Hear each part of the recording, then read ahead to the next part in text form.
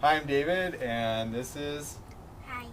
Satchel, and we're going to demonstrate the Schwartz potato cannon today, which has just been resurrected from the dead. So the first thing we're going to do is we're going to take a beautiful potato here, and we're going to put it down into the potato cannon, like so, and then do a little bit of stomping here, like so.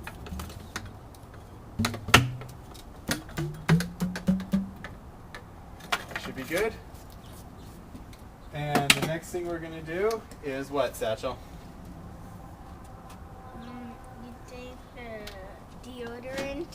The deodorant. Why do we use deodorant?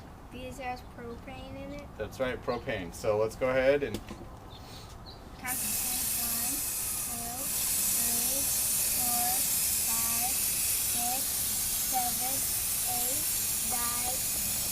8, 9, 10. good. Sticky. We're going to put the end on in the combustion chamber. We got this new flintlock here, which provides a nice spark for us. We used to have that thingy, but that doesn't work anymore. Right, the barbecue lighter doesn't work any longer. Then we're going to go over here. Jacqueline, you want to come get the 4, 3, 2, 1. Ta-da! The potato cannon.